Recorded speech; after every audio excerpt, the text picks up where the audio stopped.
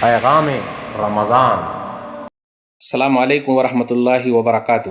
الحمد للہ کفا وسلام علی عبادہ الذین اصطفیٰ، اما بعد۔ محترم خواتین و حضرات، میں ثناء اللہ بمبئی سے آپ سے مخاطب ہوں۔ آج میری نشست کا موضوع ہے، کیا گولڈ جیولری میں زکوٰۃ ہے؟ کیا پہننے والے زیور میں زکوٰۃ ہے؟ ناظرین کرام، سونے اور چاندی کے مسئلے کو لے کر ہمارے یہاں خاص طور پہ زیور کے سلسلے میں اختلاف پایا جاتا ہے۔ سونا اور چاندی اگر بسکٹ کی شکل میں ہو یا سونا اور چاندی ہمارے پاس زیور کی شکل میں ہو لیکن تجارت کی شکل میں ہو تو اس میں زکوٰۃ ہے، کسی کا کوئی اختلاف نہیں۔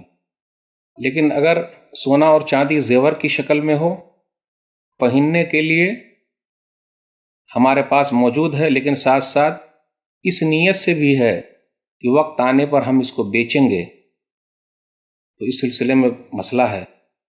پھر اسی طریقے سے صرف سونا اور چاندی ہمارے پاس موجود ہے، زیور کی شکل میں موجود ہے، لیکن وہ پہننے کے لیے ہے، بیچنے کی نیت نہیں ہے، تو اس سلسلے میں علماء کے درمیان اختلاف پایا جاتا ہے۔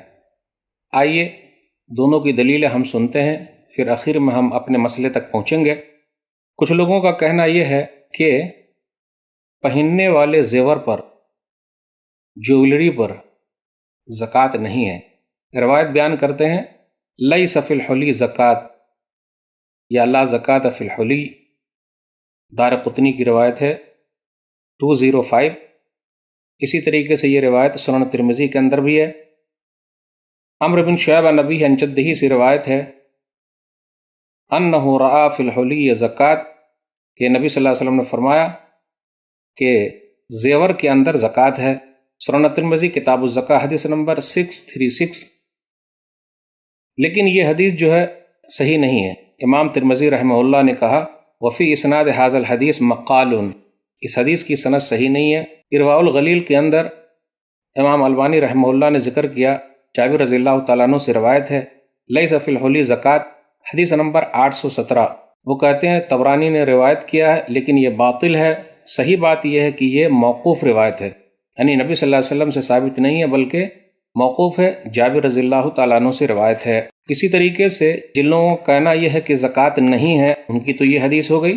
عائشہ رضی اللہ تعالیٰ عنہا کا عمل بھی وہ لوگ بیان کرتے ہیں، موطا امام مالک کے اندر ہے، حدیث نمبر 858۔ ان کے بارے میں آیا، عائشہ رضی اللہ تعالیٰ عنہ کے بارے میں، کانت تلی بنات اخیہا یتاما فی ہجرہا لہن الحلی فلا تخرجوا من حلیہن الزکاۃ۔ ام المومنین عائشہ رضی اللہ تعالیٰ عنہ اپنے بھائی کی یتیم بیٹیوں کو جو ان کے زیر سرپرستی تھی زیور پہناتی تھی اور ان زیورات کی زکوٰۃ نہیں نکالتی تھی۔ دارقطنی کتاب الزکاۃ میں بھی روایت ہے، حدیث نمبر 1967، حدیث نمبر 1967۔ اسی طریقے سے عبداللہ بن عمر رضی اللہ تعالیٰ عنہ کے بارے میں ہے کہ وہ بھی اپنی بیٹیوں کو جو زیور پہناتے تھے زکوٰۃ نہیں نکالتے تھے۔ کہاں ہے یہ؟ موطا امام مالک، حدیث نمبر 589۔ نافع بیان کرتے ہیں، ان عبداللہ بن عمر کان یحلی بناتہ وجواریہ الذھب ثم لا یخرج من حلیہن الزکاۃ، کہ عبداللہ بن عمر رضی اللہ تعالیٰ عنہ اپنی بیٹیوں کو زیور پہناتے تھے اور زکوٰۃ نہیں نکالتے تھے۔ تو ایک قول تو یہ ہو گیا کہ پہننے والے زیور کے اندر زکوٰۃ نہیں ہے۔ دوسرا قول ہے سفیان ثوری، عبداللہ بن مبارک، امام ابو حنیفہ رحمۃ اللہ علیہ کا۔ پہلا قول تینوں امام محمد بن حنبل، امام شافعی، امام مالک رحمۃ اللہ علیہ کا ہے کہ پہننے والے زیور میں زکوٰۃ نہیں ہے، لیکن امام ابو حنیفہ رحمۃ اللہ علیہ کا کہنا یہ ہے کہ پہننے والے زیور میں زکوٰۃ ہے۔ ان لوگوں کے پاس بھی دلیلیں ہیں، دیکھتے ہیں۔ سورہ توبہ سورہ نمبر 9 آیت نمبر 34 و 35، والذین یکنزون الذھب والفضة ولا ينفقونها فی سبیل اللہ فبشرهم بعذاب علیم یوم یحمى علیہا فی نار جہنم فتقوی بها جباہہم وجنوبہم وظہورہم ھذا ما کنزتم لانفسکم فذوقوا ما کنتم تکنزون۔ ان کا کہنا یہ ہے کہ یہ جو آیت ہے کہ جو لوگ سونے اور چاندی کو جمع کر کے رکھتے ہیں اور اللہ کے راستے میں خرچ نہیں کرتے تو آپ ان کو دردناک عذاب کے بارے میں بتا دیجئے کہ جس دن ان کی پیشانی، ان کے پہلو اور ان کی پیٹھوں کو داغا جائے گا اور کہا جائے گا یہ تمہارا خزانہ ہے جو تم نے جمع کر کے رکھا تھا، تو تم آگ چکھ لو۔ تو یہاں سونا اور چاندی کہا گیا، یہ نہیں کہا گیا کہ جو پہننے والا ہے وہ نہیں۔ کوئی بھی سونا ہو، کوئی بھی چاندی ہو، اس کے اندر زکوٰۃ تو نکالنی ہے۔ ایک دو روایتیں بیان کی جاتی ہے، جیسے سنن ابی داؤد کتاب الزکاۃ حدیث نمبر 1563، حدیث نمبر 1563 حسن روایت ہے یہ۔ عمرو بن شعیب عن نبی عن جدہ سے روایت ہے کہ ایک عورت نبی صلی اللہ علیہ وسلم کی خدمت میں حاضر ہوئی، اس کے ساتھ اس کی ایک بچی بھی تھی۔ اس بچی کے ہاتھ میں سونے کے 2 موٹے موٹے کنگن تھے۔ نبی صلی اللہ علیہ وسلم نے جب یہ دیکھا، وفی ید ابنتها مسکتان غلیظتان من ذہب، تو نبی صلی اللہ علیہ وسلم نے فرمایا اتؤتین زکاۃ ھذا، کیا تم زکوٰۃ نکالتی ہو؟ تو اس نے کہا نہیں۔ تو نبی صلی اللہ علیہ وسلم نے فرمایا ایسرک ان یصورک اللہ بہما یوم القیامہ سوارین من نار، کیا تمہیں یہ اچھا لگے گا کہ قیامت کے دن اس دونوں کنگن کے بدلے آگ کے 2 کنگن پہنا دیے جائیں؟ فخلعتہما، تو اس نے اتار دیا، فالقتہما الی النبی صلی اللہ علیہ وسلم، اور نبی صلی اللہ علیہ وسلم کے سامنے ڈال دیا اور کہا ہما للہ عز وجل ولرسولہ، کہ یہ اللہ کے لیے اور رسول اللہ صلی اللہ علیہ وسلم کے لیے ہے۔ تو اسے یہ پتہ چلا اس حدیث سے کہ پہننے والے زیور میں زکوٰۃ کے بارے میں نبی صلی اللہ علیہ وسلم نے پوچھا ہے۔ پھر اسی طرح نبی صلی اللہ علیہ وسلم نے عائشہ رضی اللہ تعالی عنہا کو دیکھا کہ وہ چاندی پہنے ہوئی ہے انگوٹھی کے طور پر، تو پوچھا نبی صلی اللہ علیہ وسلم نے۔